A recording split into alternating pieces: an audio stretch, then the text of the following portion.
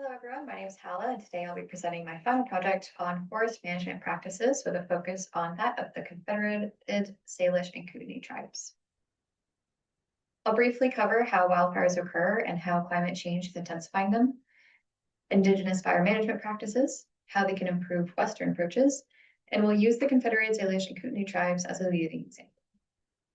So fire has an ecology all of its own. To exist, it requires fuel like dry grass, hot, windy weather, and an ignition source like a lightning strike or a spark from human activity. In many Western managed forests, decades of fire suppression have allowed fuels to accumulate unnaturally. As a result, when fires do start, they burn hotter and faster than ever. Climate change is, of course, increasing all three of these factors, and so is causing more intense and frequent wildfires. These conditions create what's sometimes known as megafires, intense, fast-moving fires that are difficult or impossible to control. And it's worth mentioning that although forest fires are a healthy part of a forest life, wildfires are not, and they can have dire consequences to mental, physical, and spiritual well-being, increasing risk of heart attack and stroke, stress, displacement, and destruction of culturally important resources. Indigenous peoples have long used cultural burning and intentional fire stewardship to maintain healthy, resilient landscapes, and key practices include low-intensity cultural burning, which clear understory vegetation, reducing fuel loads, and promoting the growth of food and medicinal plants.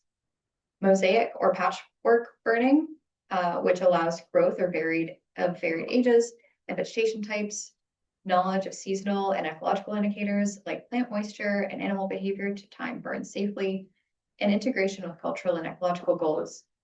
So fire is used to maintain food systems, including huckleberries and habitat for elk and deer, and sustain cultural practices.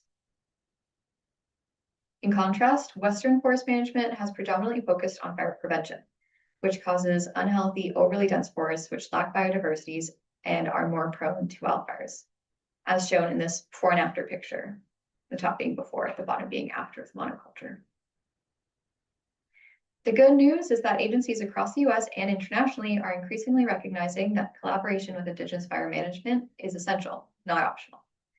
This collaboration can take several forms, including co-management between tribes and state federal agencies, Indigenous-led burn training programs, blended tech and WEC approaches, joint monitoring using both ecological metrics and cultural indicators, and more. And the even better news is that it's working. When Western fire suppression tools like mechanical thinning are paired with Indigenous cultural burning, fuel loads drop, habitats recover, and catastrophic fires are prevented. So about the CSKT. CSKT are comprised of the Bitterroot, Salish, Penderai, and Kootenai tribes. The Flathead Indian Reservation, shown on the map below, consists of 1.3 million acres and is located in northwestern Montana. However, the CSKT ancestors lived in the territory now known as Western Montana, parts of Idaho, British Columbia, and Wyoming. Recently, the risk of wildfire, both in severity and in frequency, is increasing in the region. The CSKT forest management is a great example of successful braiding of tech and WEC approaches to protect the land for future generations. Forest managers on the reservation are reintroducing prescribed fire after a century of fire exclusion. And what they do is they first divide the reservation into 3 fire management zones. The first is high elevation roadless timberland. The second is lower elevation roaded timberland. The third is range or grassland. The way fire is managed in each FMZ is based on a bunch of factors, including firefighter and public safety, the values at risk within each zone, and predicted fire behavior. Each area has different goals. So for example, one objective in zone 1 is to restore strands of whitebark pine and specifically to reintroduce periodic fire to 50% of whitebark pine habitats by 2029 using prescribed fire and fire response strategies. CSKT's forest management is just one example of how a combination of tech and WEC can reduce wildfires and address resource management issues today. Thank you.